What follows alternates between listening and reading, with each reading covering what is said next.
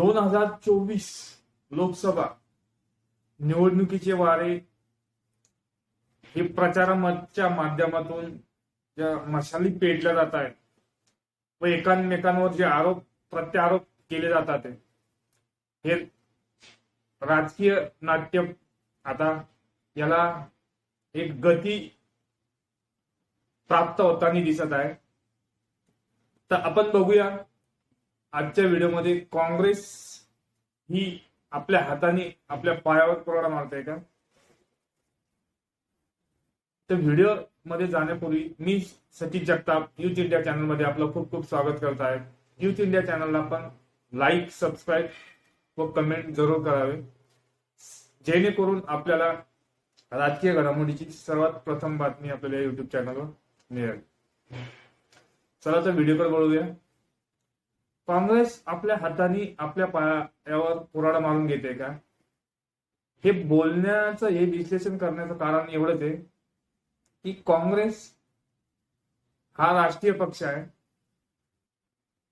आणि महाराष्ट्रामध्ये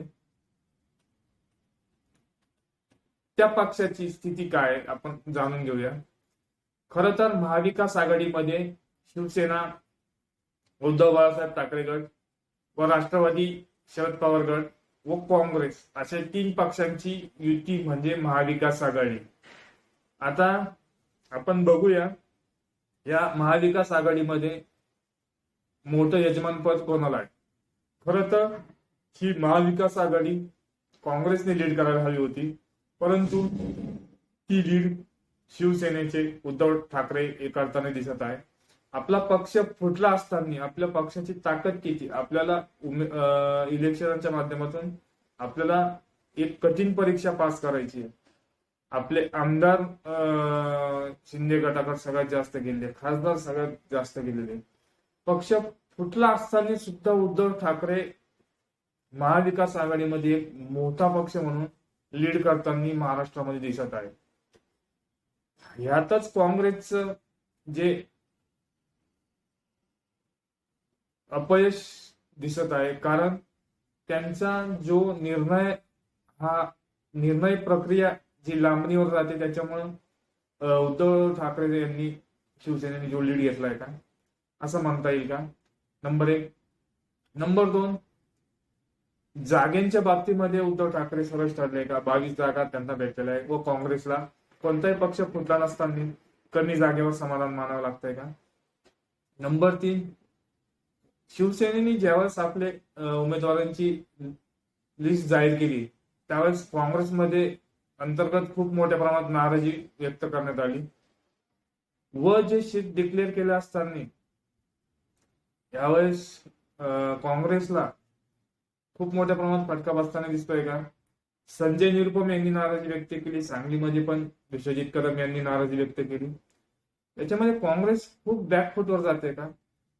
दुसरी गोष्ट, वंचित बहुजन आघाडीमुळे गेल्या 2019च्या निवडणुकीमध्ये काँग्रेसचे जवळपास 10 ते 11 उमेदवार पडलेले होते.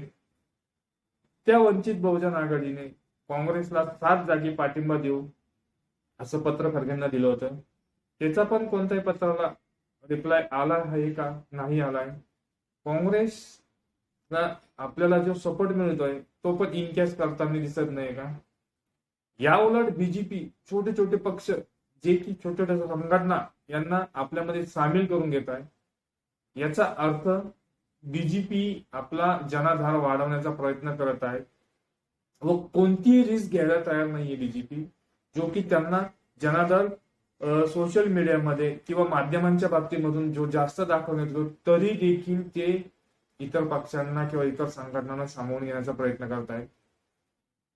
पहिली गोष्ट शिवसेना शिंदे गट, दुसरी अजित पवार गट, तिसरं महादेव जानकर जे की महाविकास आघाडीमधून येणार होते त्यांना लगेच इनकॅश केलं देवेंद्र फडणवीस यांनी की बीजेपी मध्ये त्यांना वळवण्याचा प्रयत्न करा. ते बीजेपी मध्ये गेले सुद्धा आणि अजून मनसे सुद्धा असे इतर पक्ष गोळा करून आपली ताकद वाढवते. तेच काँग्रेसला करताना दिसतंय का, तर नाही. वंचित बहुजन आघाडीतून जे 7 जागांवर समर्थन घ्यायचं होतं ते सुद्धा त्यांना घेता आलं नाही. जो आपल्याला वंचित बहुजन आघाडीकडनं त्यांना 7 जागेचा प्रस्ताव दिला होता, आम्ही इथे तुम्हाला समर्थन देऊ, तसं सुद्धा करताना दिसत नाहीये. या उलट त्यांनी अकोल्यामध्ये प्रकाश आंबेडकरांविरुद्ध डॉक्टर अभय पाटील यांना निवडणुकीच्या रिंगणामध्ये उतरवलं. तर काँग्रेसमध्येच अंतर्गत नेत्यांमध्ये एक सांगणं होतं की आपण अकोल्यामध्ये प्रकाश आंबेडकर यांना समर्थन देऊया, पण तसं होताना दिसत नाही. काँग्रेस कोणत्या दिशेने चाललेली आहे? आपल्याच हाताने आपल्याच पायावर प्रौढ मारून घेते का? याच्यातून आपल्याला काय समजतंय? आपण कमेंटच्या माध्यमातून या विश्लेषणाचं आपण खंडन किंवा समर्थन किंवा आपलं मनोगत व्यक्त करावे. धन्यवाद.